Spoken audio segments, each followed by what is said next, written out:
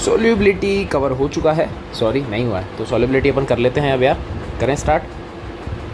Solubility करना है, इससे पहले देखो इंपॉर्टेंट बहुत सारे टॉपिक्स हम लोगों ने लगा दिए। लास्ट टाइम हम लोगों ने वैलेंसी फैक्टर सीखा था, मींस कंसंट्रेशन के जो टर्म्स है वो हो गए हैं ओवर। अब अपन चलने वाले हैं सॉल्युबिलिटी की तरफ। सबसे पहले तो समझेंगे है क्या, है ना, यानी कि बेसिक सा डेफिनेशन, उसके बाद में फिर कंटिन्यू करेंगे अपन कि क्या चीज़ होती है। यस, सॉल्युबिलिटी कोई बताएगा यार, कोई भी, एनीवन, कोई भी बताएगा सॉल्युबिलिटी क्या होती है, इस टर्म का सेंस क्या है। सेंस समझ गया, सब कुछ आ गया, सिर्फ सेंस और कुछ नहीं, और नथिंग ओनली शेंच बताओ। हम इतने पेजेस ऐड कर लेते हैं, okay. Now anyone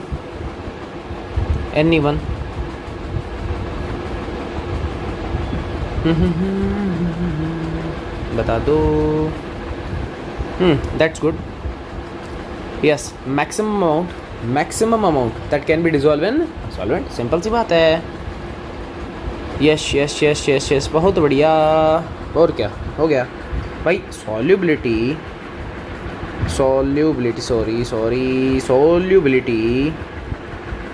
of substance that can B, पक्का यही है ना भैया? वेट एक मिनट, इसको थोड़ा चेंज कर लें। सॉल्युबिलिटी ऑफ सब्सटेंस, आगे बताओ। मैक्सिमम अमाउंट हमको डिसॉल्व करना है ना, मैक्सिमम। यस, मैक्सिमम अमाउंट, तो यहाँ पर लिख देते हैं इज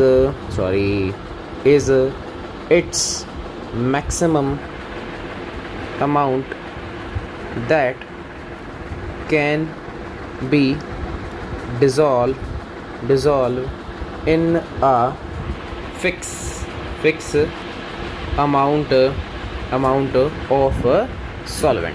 तो सिंपल सा टर्म है यार, ये तो कोई बड़ी चीज़ थी नहीं। सॉल्युबिलिटी होता क्या है, सॉल्युबिलिटी क्या अपने पास में कि किसी भी सब्सटेंस की जो सॉल्युबिलिटी होती है, जितना आप मैक्सिमम डिसॉल्व कर सकते हो उसको सॉल्वेंट में, वही उसकी क्या होती है, सॉल्युबिलिटी।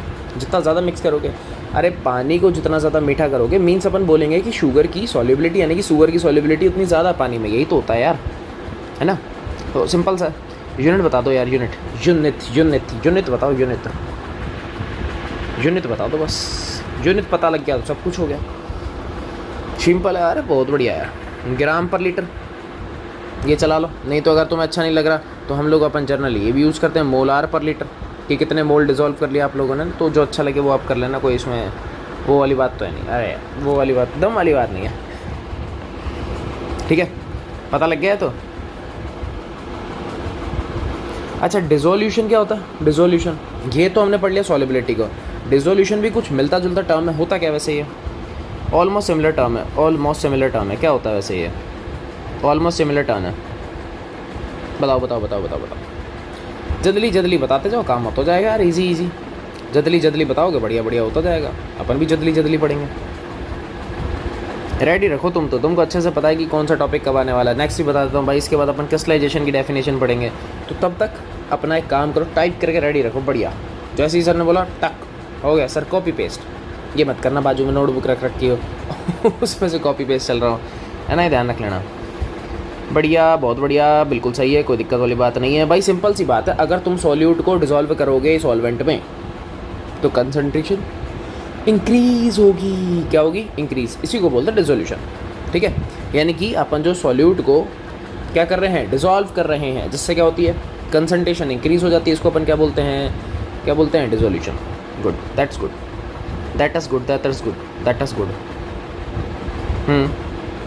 बढ़िया। ऐसे ही तुम्हारे पास में सैचुरेटेड अनसैचुरेटेड आता है।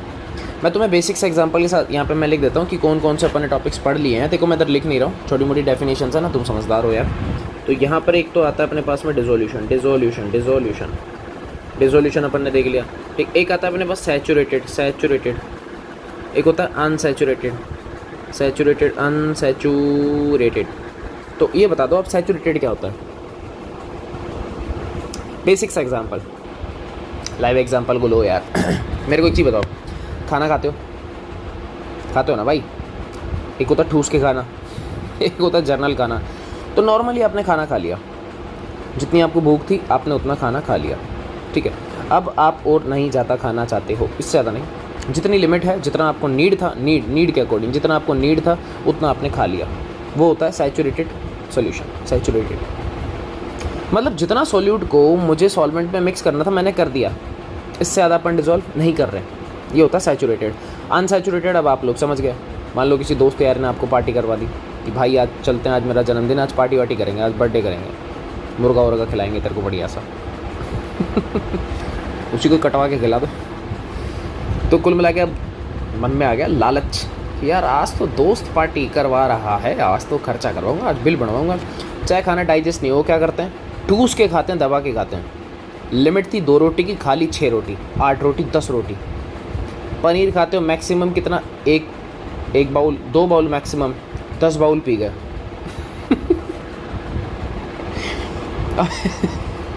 मतलब अति के साथ ठूस के जो तुम खाते हो उसको कहते हैं अनसैचुरेटेड सॉल्यूशन। मतलब जितना चीनी डिज़ोल्व होना था हो गया, लेकिन फिर भी तुम सेम टेम्परेचर के ऊपर क्या कर रहे हो, और चीनियों को डिज़ोल्व कर रहे हो। नहीं मैं तो और करूँगा, इसको बोलते हैं अनसैचुरेटेड। समझ गए? हाँ बढ़िया। Yes, no more solute can be dissolve. Yes, कोई सोल्यूट एक्स्ट्रा डिज़ोल्व नहीं हो रहा, वो सैचुरेटेड है। लेकिन अगर एक्स्ट्रा डिज़ोल्व हो गया तो वो अनसैचुरेटेड है। बस यही समझाना चाह रहा था और कुछ भी नहीं है। समझदार तो हो यार तुम लोग, बढ़िया आदमी हो, समझदार हो तुम लोग। जितने मैं यहाँ पे बता रहा था उतने तो ओ साहब टाइप वाइप करके रेडी, एकदम बढ़िया, शाबाश, मस्त एकदम। तो छोटे मोटे से टर्म्स थे, इनको देख लेना, जिसमें मैं आप लोगों को हाईलाइट कर देता हूँ। ये वाले अंकल और इस अंकल को, इन दोनों को देख लेना, बाकियों को देखने की नीड इतनी नहीं है, इनको देख लेना बस, ठीक है। तो ये पता लग गया अब तुम लोगों को। नेक्स्ट अपन यहाँ पे चलते हैं एक नई हेडिंग के साथ में। अब अपन शुरुआत करेंगे, अपन अब सोल्यूबिलिटी चेक करने वाले हैं, ठीक है। तो अपन यहाँ पे देख लेते हैं, नया टॉपिक है solubility of solid in liquid. Important term है, इसमें क्या काम का वो भी मैं आपको बता दूंगा। Solubility of solid in liquid. अब मैं क्या चाहता हूँ कि मैं एक लिक्विड में एक सॉलिड को मिक्स करना चाहता हूँ। अभी कुछ फैक्टर्स पे डिपेंड करता है, डिपेंड ऑन सम फैक्टर्स। कुछ फैक्टर्स के ऊपर ये चीज़ें डिपेंड करेंगे। वो कौन सी चीज़ें होंगी वो अपने को देखना है यहाँ पे, ठीक है। कुछ चीज़ों के ऊपर डिपेंड करेगा। हाँ तो बस वही बिल्कुल हाँ सेम यस वही चीज़ देखिए। पहला, नेचर ऑफ सोल्यूट, ऑब्वियस सी बात है, या सब्सटेंस ऐसा भी मैं लिख सकता हूँ, सॉल्यूट सॉल्वेंट जो लिखना चाहो आप लोग लिख सकते हो। ये आपका पहले भी पढ़ा हुआ है यार, ये आप लोगों ने ऑलरेडी स्टडीड कर रखा है। सेकंड टर्म अपने पास आता है टेम्परेचर, इस पर भी डिपेंड करता है। और थर्ड टर्म अपने पास में आता है प्रेशर। एक काम करता हूँ, मैं इतना ज़्यादा नहीं लिखूँगा इसके अंदर, तो एक काम करते हैं अपन यहाँ पे इसको शॉर्ट एंड स्वीट में इसको मैं नीचे कर देता हूँ, यहाँ लिख देता हूँ ना। अच्छा भाई ठीक है, कुछ तो बेनिफिट ले डिजिटल बोर्ड का, और क्या है, डिजिटल बोर्ड का कुछ तो बेनिफिट लेंगे ना भाई। है भाई, और भाई तारा भाई जोगिंदर। चलो देखो, सबसे पहले नेचर ऑफ सॉल्वेंट, आप लोगों ने एक चीज़ सुनी होगी, एक होता है पोलार और एक होता है नॉन पोलार। सिंपल सी बात है यार, पोलार अंकल किस में डिजोल्व होते हैं, पोलार में। ये अपने को याद रखना है, पोलार, और यहाँ पर भी मैं लिख रहा हूँ पोलार। लेकिन ये है मेरा सॉल्वेंट और ये वाला है मेरा सोल्यूट, तो इन दोनों को क्या करना, मिक्स करना है। यहाँ पर मैं लिख देता हूँ डिजोल्व। तो पोलार सॉल्वेंट जो है या पोलार सोल्यूट जो है वो पोलार सॉल्वेंट में मिक्स होगा। या फिर ऐसा समझ लो, सपोज मैंने 2 आदमी आपको दे दिए, बेसिक से एग्जांपल समझा रहा हूँ, बहुत बेसिक। एक ले लिया मैंने सॉल्ट, एक लिया मैंने वाटर। सबको पता है नमक जो है वो एक पोलार है। पोलार बोले तो उसमें मिलेंगे आयंस, Na+Cl- मिल रहा है प्रॉपर, ठीक है। पोलार नॉन पोलार जानते हो ना भाई, पहले तो ये बता दो, पता लगे फिर मैं समझा के निकल गया और पोलार नॉन पोलार में प्रॉब्लम आ गई। Have you know about polar and non polar? Already studied और रिपीट इन दिस लेक्चर? थोड़ी ज़्यादा इंग्लिश हो गई नहीं? गुड, ठीक है, पता है, गुड जॉब, सिंपल। अगर नहीं भी पता किसी को तो एक जनरल वे में, पोलार किसी मॉलिक्यूल के ऊपर चार्ज आएगा, नॉन पोलार उसके ऊपर कोई चार्ज नहीं है, इलेक्ट्रोनेगेटिविटी का डिफरेंस है ही नहीं, सेम है, ठीक है। सो पोलार में मैंने लिया आपके पास NaCl नमक, और एक मैं सॉल्वेंट में ले रहा हूँ पानी। सबको पता है यार, पानी एक पोलार है, H+OH-, और ऐसे ही सोल्यूट Na+Cl-।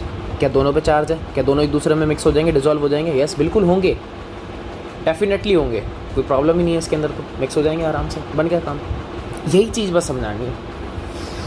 तो इसी के ऊपर डिपेंड करता है, यानी कि मेरा सॉल्यूट और सॉल्वेंट का नेचर क्या है, पोलार है, नॉन पोलार है, डिजोल्व होंगे नहीं होंगे वो बताना होता है, ठीक है। ऐसे ही मान लो मुझे अगर कुछ और मिक्स करना है, मान लो मेरे पास आ गया कि नहीं सर पोलार तो नहीं है पर नॉन पोलार है जिसके ऊपर कोई चार्ज नहीं है, नॉन पोलार मेरे पास सॉल्यूट है, कोई टेंशन नहीं भाई, ये भी डिसॉल्व हो जाएगा, लेकिन किस में होगा, ये होगा नॉन पोलार सॉल्वेंट में, नॉन पोलार सॉल्वेंट में, यानी कि जिस अंकल के ऊपर चार्ज नहीं है वो चार्ज वाले के साथ ही बैठेगा। भाई तुमने नोटिस किया होगा कोई बच्चा अगर पढ़ने वाला है तो उसको क्लास में बिठाए भी उसी के साथ जाता है, और कचरे को कचरे के साथ बिठाते हैं, है कि नहीं है? अब ऐसा क्यों होता है? उसके दो ही रीज़न है। अगर पढ़ने वाला मतलब एक अच्छा बच्चा बढ़िया वाले गैंग में बैठेगा, अच्छे वाले गैंग में बैठेगा, तो ऑब्वियस सी बात है वो गैंग ग्रोथ करेगा, वो कभी नहीं रुकने वाला, ठीक है, मैं ग्रोथ की बात कर रहा हूँ यहाँ पे। इसका मतलब अब या तो वो पोलार है या फिर वो नॉन पोलार है, ऑब्वियस सी बात है, फिलहाल वो मेरे नेचर में पोलार है, ये मान लो अपन ने, तो दोनों पढ़ रहे थे सॉल्वेंट और सॉल्यूट, यानी कि गैंग और सिंगल इंडिविजुअल पर्सन दोनों पढ़ने वाले थे, दोनों आपस में कोलाइड मतलब कोलैब कर गए, कोलाइड नहीं बोला, कोलैब कर गए, ठीक है, आपस में मिक्स होकर पढ़ रहे हैं और मज़े से पढ़ रहे हैं, कोई टेंशन नहीं है। फिर है नॉन पोलार, एक इंडिविजुअल वो भी कचरा, एक गैंग वो भी कचरा, तो दोनों आपस में मिल गए, तो भाई अब मस्ती जो होगी नेक्स्ट लेवल पे होगी बैंड बजेगी अब सबकी। तो ये नॉन पोलर के साथ सेट हो जाता है। लेकिन कभी नोटिस किया एक पढ़ने वाले बच्चे को अगर मैं कचरे के साथ बिठा दूँ क्या होगा? कचरा कहना हालांकि ठीक नहीं है, देखो सबका अपना अपना माइंडेड होता है, ये सिर्फ मैं उस बेसिस पे बोल रहा हूँ कि अगर मान लो कोई सिर्फ नहीं पढ़ रहा है तो हो सकता है वो किसी और चीज़ में अच्छा हो, बी आ पॉसिबिलिटी। बस फिलहाल अपन स्टिल ये लेके चल रहे हैं कि अगर मैं ज़्यादा पढ़ने वाले को कम पढ़ने वाले के साथ बिठा दूँ क्या होगा? भाई दो ही चीज़ें यहाँ पे अपने पास आने वाली हैं, या तो दोनों में अडेप्टेबिलिटी तो आएगा, अब किसका आएगा वो देखना है, या तो पढ़ने वाला कमज़ोर वाले को अच्छा करवा देगा पहला, या फिर पढ़ने वाला उसको देख देख के खुद भी पावड़ा हो जाएगा। तो या तो लोअर वाले की ग्रोथ होगी या फिर हायर वाला लोअर रेंज में आ जाएगा, दोनों में से कोई एक केस बनेगा। इसीलिए हम लोगों ने क्या किया, दोनों को सेम कैटेगरी में डाला कि भाई तुम अपने साथ रहो, खुश रहो, एक दूसरे को एक्सचेंज मत करो वरना बैंड बच जाएगी। तो वही वाली यहाँ पे चीज़ है, तो यहाँ मैं लिख देता हूँ डिज़ोल्व। बात समझ में आ गई? तो ये इस पर डिपेंड करता है। नेक्स्ट जो आता है अपने पास टेम्परेचर। अब एक चीज़ बताओ, मान लो कोई एक ऐसी रिएक्शन है जिसमें तुम्हें हीट का नीड है, मैं खुद बोल रहा हूँ हीट की नीड है, क्योंकि दो ही तरीके के होते हैं, एक होता है एक्सोथर्मिक, ठीक है, और एक होता है अपने पास में एंडोथर्मिक। फिलहाल मैंने तुम्हें क्या बोला, मैंने बोला बेटा तुम लोगों को हीट की नीड है, हीट ज़रूरत है, मतलब एंडोथर्मिक है, हीट चाहिए पॉजिटिव चाहिए, नीड है। तो एंडोथर्मिक जो होता है, जितना ज़्यादा आप हीट बढ़ाओगे सॉल्युबिलिटी उतनी ज़्यादा। मान लो तुम लोग चीनी को मिक्स करना चाहते हो पानी में, अपन करते हैं ना कई बार, हीट करते हैं, जल्दी जल्दी डिज़ोल्व होती है, तो वही वाली बात। अगर हीट की नीड है तब तो सॉल्युबिलिटी सब्सटेंस की बढ़ती है, यानी कि मैंने टेम्परेचर बढ़ा दिया, ब्रैकेट में मैं लिख रहा हूँ टेम्परेचर भाई बढ़ाया है मैंने, कम नहीं किया, बढ़ाया है। एक्सोथर्मिक का ऑलरेडी मीन्स होता है कि हम हीट को रिलीज़ कर रहे हैं, मतलब मुझे हीट की नीड नहीं थी पर फिर भी मैं अगर उसको ज़बरदस्ती दूंगा तो ऑब्वियस सी बात है सॉल्युबिलिटी क्या हो जाएगी, डिक्रीज़। भाई जो चीज़ तुम्हें चाहिए ही नहीं फिर भी कोई ज़बरदस्ती चिपका दे तो नीड है क्या? नहीं है। तो एक्सोथर्मिक के केस में मैंने फिर से टेम्परेचर बढ़ाया, लेकिन इस बार सॉल्युबिलिटी क्या हो गई? कम। बहुत इंपॉर्टेंट टॉपिक था ये वाला, इसको नोटिस करना है। और इसमें भी एक्सो को, वो एक्वाटिक एनिमल्स का आएगा ना, वो इसके बेसिस पे ही आता है, बस ये ध्यान रख लेना। नेक्स्ट अपने पास प्रेशर। यार एक चीज़ बताओ, लिक्विड के ऊपर प्रेशर का कोई इम्पैक्ट नहीं होता, सॉलिड के ऊपर भी कोई इम्पैक्ट नहीं होता, पता है ना? ये तो नहीं सॉलिड को कंप्रेस करोगे वो लिक्विड बन जाएगा, अरे लोहे को कंप्रेस करोगे तो क्या लिक्विड बन जाएगा? पानी बन जाएगा। और पानी को कंप्रेस करोगे तो वो तो पहले से ही लिक्विड में। तो कुल मिला के यहाँ पे एक अपन लिख सकते हैं no impact on liquid and solid mixture. मैं ऐसा लिख दूँ क्योंकि दोनों के ऊपर कोई कंप्रेसिबल इम्पैक्ट आता नहीं है, इसलिए। तो दोनों में से जो इंपॉर्टेंट था वो टेम्परेचर था, इसके अलावा कुछ नहीं है। तो ये टॉपिक तुम्हारा यहाँ पे खत्म हो गया। सॉलिबिलिटी ऑफ सॉलिड है ना लिक्विड, यानी कि सॉलिड को अगर मैं लिक्विड में मिक्स करूँगा तो क्या होने वाला है वो अपन ने यहाँ पे देख लिया है, ठीक है, बढ़िया था, ईजी था। चलो नेक्स्ट हैंड टू हैंड दूसरा वाला भी कवर करते हैं। हैंड टू हैंड क्या है सेकेंड वाला?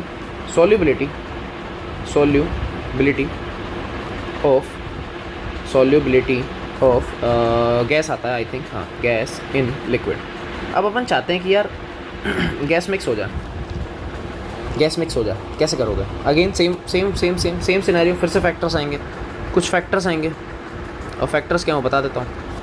फर्स्ट अपने पास वही है नेचर, नटूरे जिसको तुम बोलते हो, nature of gas and liquid, यानी कि सॉल्वेंट, वही वाली बात है, एंड लिक्विड। गैस का कुछ नेचर ऐसा मतलब अच्छा खासा है कि वो उसमें डिज़ोल्व होना चाहती है।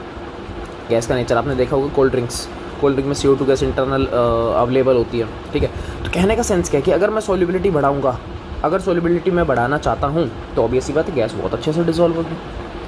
या फिर मैं उल्टा बोलूँ कि अगर तुम चाहते हो कि गैस को ज़्यादा हाईली कंप्रेसलाइज सिचुएशन में पास ऑन किया जाए तो गारंटीड है भाई वो तो मिक्स होना ही होना, उसमें तो कोई चेंज आई नहीं, मिक्स होगी उसमें चाहे कुछ ही कर लो, मिक्स तो होनी है। ठीक है, एक सेकेंड रुको यार, क्या हुआ है, क्या कुछ प्रॉब्लम? बताओ है तो बताओ यार, इसमें क्या है शर्माना, अपने घर की बात है यार, तो घर की खेती है भाई, ये तो नहीं है। एग्जाम्पल ले लो यार, इसमें क्या है? तो अरे तुमने पहले बात नहीं करी यार। अरे नॉन पोलर I2 बेंजीन यार, क्या टेंशन ले रहे हो यार, ये लो ये I2 बेंजीन, बस खुश हैप्पी। टेम्परेचर में भी दे देता हूँ, घर में कभी कली करते हुए देखिए, एक्सोथर्मिक रिएक्शन है। तो यहाँ पे मैं क्या मिक्स कर रहा हूँ, एग्जांपल है COCO3 को किस में मिक्स कर रहा हूँ, पानी में, कैल्शियम कार्बोनेट, चूना पत्थर, देखा होगा मार्केट से लाते, कली वाली जो होती थी किसी ज़माने मटके में रखते थे, तुमने देखा होगा मटका बहुत ज़्यादा हीट ले जाता था, वही वाला सीन है। तो लाए, हमने कुछ नहीं किया, हमने कोई उसको हीट कुछ नहीं करी, ऑटोमेटिक क्या हो रही है, हीट रिलीज़ हो रही है। उल्टा करोगे तो हीट उसको दोगे तो एक तो ब्लास्ट हो जाएगा वो नेचर में, और दूसरी चीज़ अगर मान लो नहीं भी हुआ तो उसकी सॉलिबिलिटी कम हो जाएगी, क्योंकि उसको हीट चाहिए नहीं, वो चाहता है मैं खुद कूल डाउन हो जाऊँ, पर तुम होने ही नहीं दे रहे, तो सॉलिबिलिटी कभी मिक्स ही नहीं होगी, उनकी इंक्रीज़ नहीं होगी। ठीक है, ऐसे ही अगर तुम लोग एंडोथर्मिक का चाहते हो, एंडो शुगर सॉल्यूशन ले लो यार, इसमें कौन सी बड़ी बात है, शुगर सॉल्यूशन ले, शुगर प्लस वाटर ले लो, अब तुम समझ गए, हीट की ज़रूरत है, मिक्स हो रहा है, मज़े से हो रहा है, कोई टेंशन नहीं है, ये लो यार, तुम भी क्या यार, क्या टेंशन ले रहे हो? Don't feel fear when I am here. ठीक है,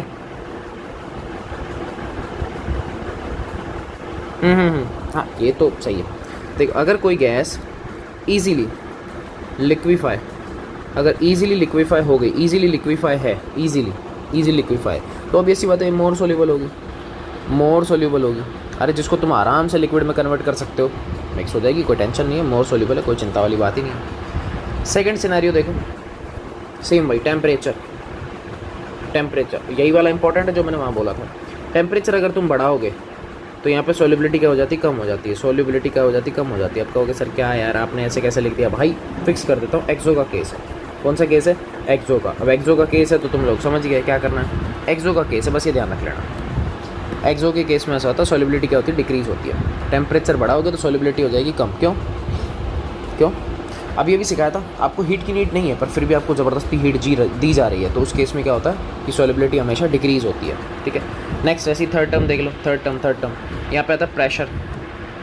अभी अपन करके आए थे, अब तुम्हें तो अच्छे से पता है गैस हाईली कंप्रेसाइज होती हैं। ठीक है, गैस को अपन क्या कर सकते हैं, प्रेशर का इम्पैक्ट उसके ऊपर आएगा। इसका मतलब ये हुआ कि अगर मैं प्रेशर बढ़ाऊँगा तो गैस की जो सॉल्युबिलिटी है, सॉल्युबिलिटी ऑफ गैस, ये क्या हो जाएगी, बढ़ जाएगी। प्रेशर बढ़ेगा तो गैस की सॉल्युबिलिटी ज़्यादा हो रही है, दिख रहा है ना कैसे, क्योंकि वो हाईली कंप्रेसिबल है। जितना ज़्यादा कंप्रेसिबल होगी लिक्विड स्टेट में कन्वर्ट हो जाएगी, लिक्विड आराम से मिक्स हो जाएंगे, कोई टेंशन नहीं है।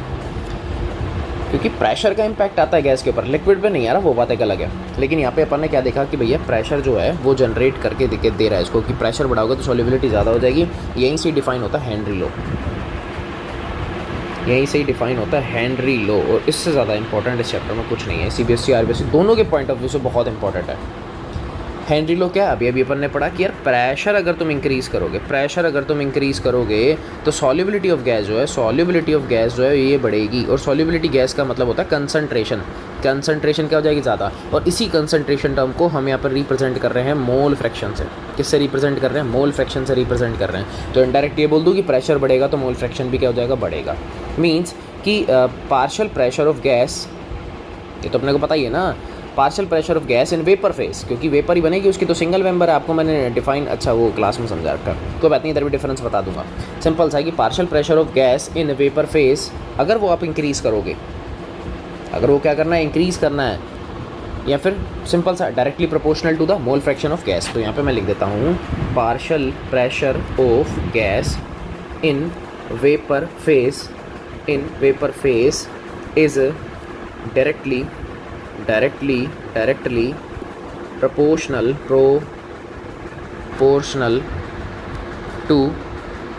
directly proportional to आगे partial pressure of gas in vapor phase is directly proportional to mole fraction of gas that present in solution।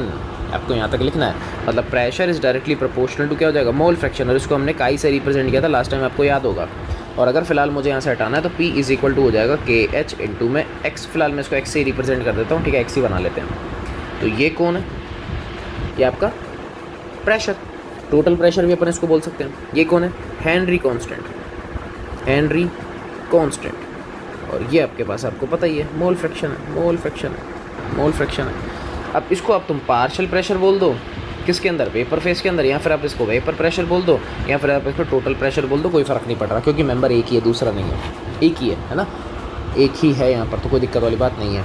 अब जो क्वेश्चन बनेगा वो आएगा सीधा सीधा हेनरी लो का स्टेटमेंट, और भाई फिर बोल रहा हूँ बहुत इंपॉर्टेंट है, इसको छाप कर लेना। अब आपसे चाहे फॉर्मूला पूछे, चाहे स्टेटमेंट पूछे, चाहे कुछ भी पूछे, डजेंट मैटर भाई, कर लेना इसको। ये मैंने लगा दिया स्टार, ये बहुत इंपॉर्टेंट है, इसलिए इतना चला रहा है, ठीक है। इसको थोड़ा बढ़िया से बनाए, क्या ड्राइंग बनाए इसकी, ड्राइंग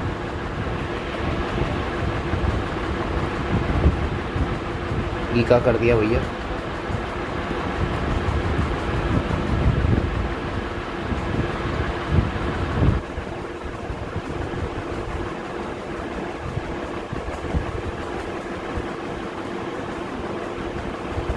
अबे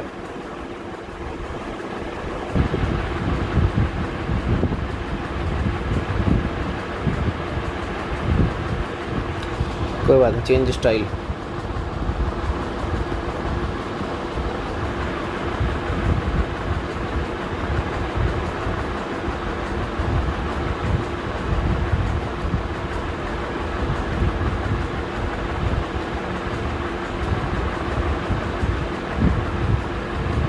इसको उठा के हम यहीं लगा देते हैं, और तो क्या करेंगे यार, ठीक है।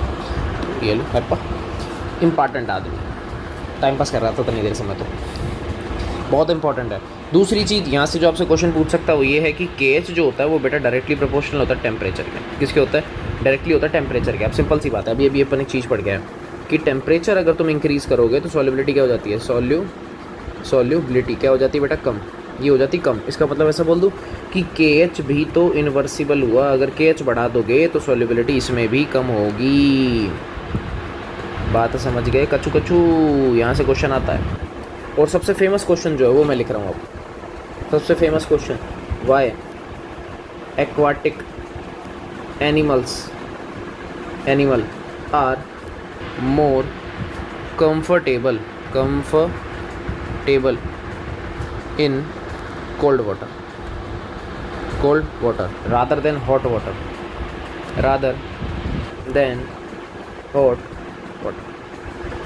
बता दो। ये हेनरी लॉ है हमारा, हेनरी के बेसिस पे सारी चीज़ें डिफाइन हो रही है, ठीक है भाई, समझ गया, बस यही चाहिए था अपना। हाँ मुझे पता है यार, ये लो तुम खुश रहो रे यार, तुम खुश रहो बस, हैप्पा खुश।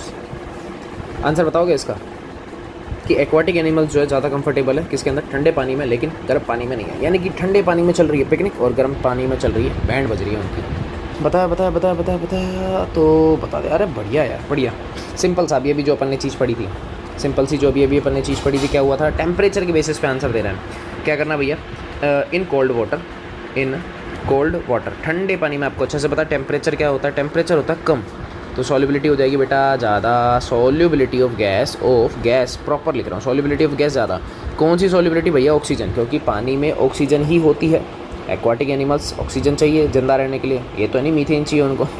तो सिंपल, ठंडे पानी में टेम्परेचर होता कम तो सॉल्युबिलिटी गैसेस की होती ज़्यादा, यानी कि वो मोर डिजॉल्व होती किसके अंदर, लिक्विड के अंदर। दैट्स द रीज़न कि वो लोग ईजीली क्या कर सकते हैं, अपने जो गिल्स वगैरह के थ्रू वो ईजीली क्या कर सकते हैं, सांस या रेस्पिरेटरी सिस्टम को इन्वॉल्व कर सकते हैं। लेकिन इन कोल्ड वाटर में आपको पता ही है, सॉरी इन हॉट वाटर में, इन हॉट वाटर इसमें क्या होगा, इसमें होगा बेटा टेम्परेचर ज़्यादा तो सॉल्युबिलिटी हो जाएगी कम, सॉल्युबिलिटी हो जाएगी कम किसकी, ऑक्सीजन की, जिसकी वजह से उनको क्या होगा, पेन होगा, उनको ऑक्सीजन प्रॉपर सप्लाई नहीं हो पाएगी। ये ध्यान रखना था बस अपने को, ये आंसर देना था।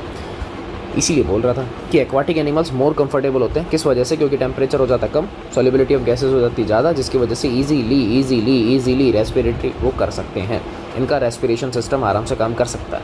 हॉट वाटर में ऐसा नहीं होता। सिंपल सा लॉजिक था, ठीक है। हाँ, कर्व मैं बनवा देता हूँ, रुक जाओ। एक अब जो क्वेश्चन आता है, ठीक है, ये वाला भी इंपॉर्टेंट है, फिर से बता देता हूँ, ये वाला भी इंपॉर्टेंट है, ध्यान रख लेना। ये वाला भी इंपॉर्टेंट है।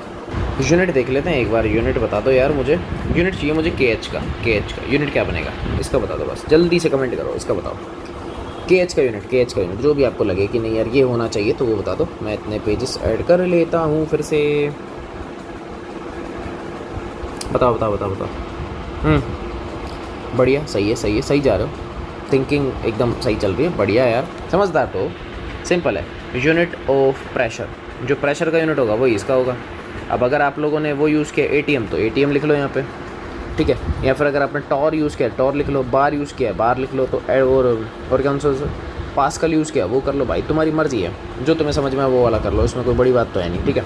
तो कहने का सेंस यूनिट ऑफ प्रेशर किसके इक्वल होगा, मतलब KH के इक्वल होगा। अब मैं ऐसा क्यों कह रहा हूँ, क्योंकि आप फोकस करोगे ना इसके ऊपर ही, देखो यहाँ ध्यान से देखो, मोल फ्रैक्शन यूनिटलेस, तो बचा कौन, P is equal to KH, तो जो P का यूनिट होगा भाई KH का भी यूनिट होगा। यहाँ अगर आप लोगों को कर्व बनाना ही है भाई, ऐसे कैसे छोड़ देंगे, ये ले भाई, बन गया कर्व।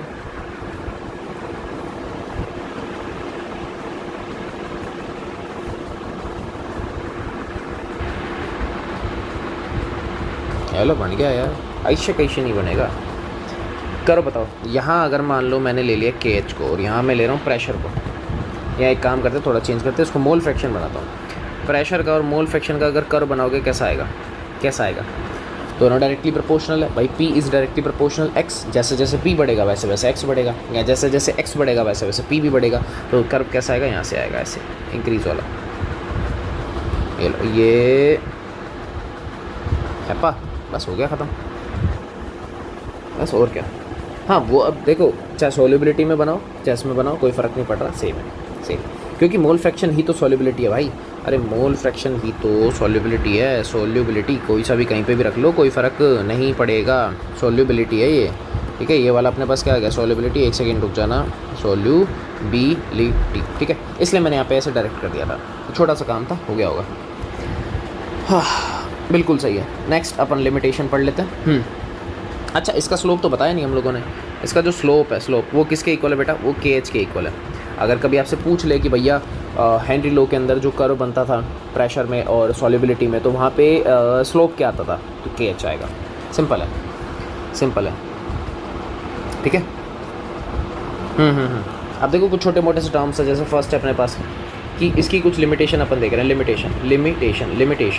लिमिटेशन कि प्रेशर जो है ना वो ज़्यादा लोअर नहीं होना चाहिए, pressure is not much lower, कि बहुत ज़्यादा प्रेशर कम नहीं होना चाहिए, यही ना। अरे पपलू हो, प्रेशर कम क्यों करते भाई, बढ़ाना है ना, प्रेशर बढ़ेगा तो सॉल्युबिलिटी बढ़ेगी, तो प्रेशर नॉट मच या नॉट टू हाई, ऐसा मैं लिख देता हूँ, नॉट टू हाई, कि प्रेशर हद से ज़्यादा नहीं होना चाहिए। पता लगे इतना ही कर दिया कि उसकी स्टेज की सारी बैंड बजा दी, इतना भी नहीं चलेगा भाई। दूसरा, टेम्परेचर ज़्यादा कम नहीं होना चाहिए, नॉट मच लोअर, मैं लिख देता हूँ मच लोअर, इतना भी कम नहीं होना चाहिए। थर्ड, ये तो प्रेशर बहुत ज़्यादा नहीं होना चाहिए, टेम्परेचर बहुत कम नहीं होना चाहिए। और सेकंड थिंग रिएक्टिविटी सीरीज़ नहीं आनी चाहिए। रिएक्टिविटी सीरीज़ बोले तो अंदर उनका केमिकल कॉम्बिनेशन नहीं होना चाहिए, ये बस ध्यान रख लेना। यस, यहाँ पे अपन लिख रहे हैं गैस डज नॉट रिएक्ट से अच्छा अगर मैं यहाँ पे कंबाइन लिखूँ, gas does not combine with पानी है तो ये लो विद लिक्विड, क्योंकि अगर ऐसा हुआ तो आपकी कोल्ड ड्रिंक फिर कुछ और ही बन जाएगी, पता ही है। तो भाई CO2 अगर मान लो पानी से रिएक्शन कर जाएगी, मैं कोल्ड ड्रिंक के सिनेरियो की बात कर रहा हूँ, तो कार्बनिक एसिड बन जाएगा H2CO3, झोल हो जाएगा। ऐसे ही अगर मैं बात कर लूँगा अमोनिया के साथ में, अमोनिया है बेटा ये तो, अमोनिया अगर इसको भी पानी में डाल दोगे तो क्या बन जाएगा, बताओ कमेंट में बताओ।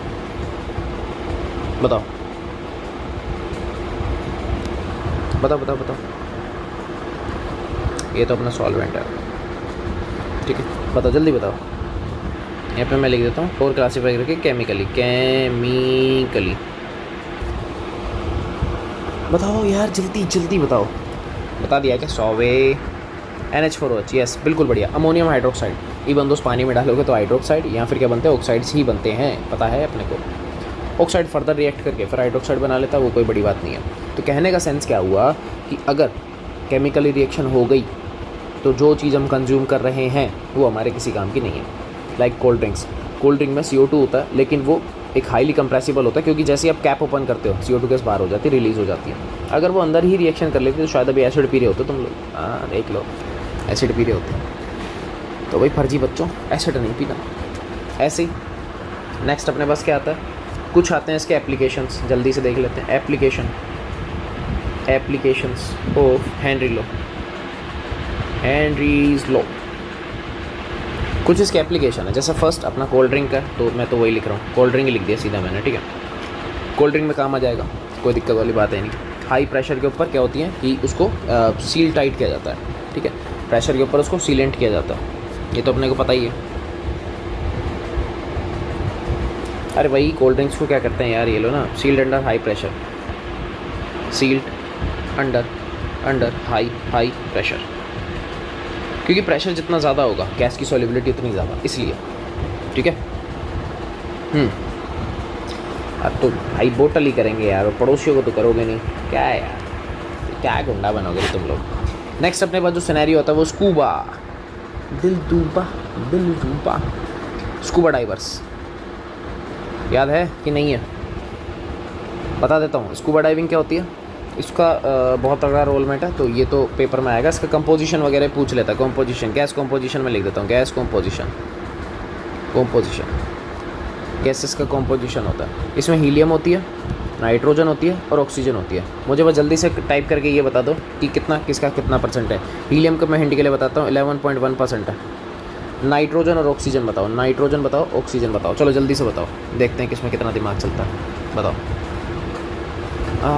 देखें जला, ओए ओए ओए, इसमें कितना है दम, बताओ भैया, बता दो।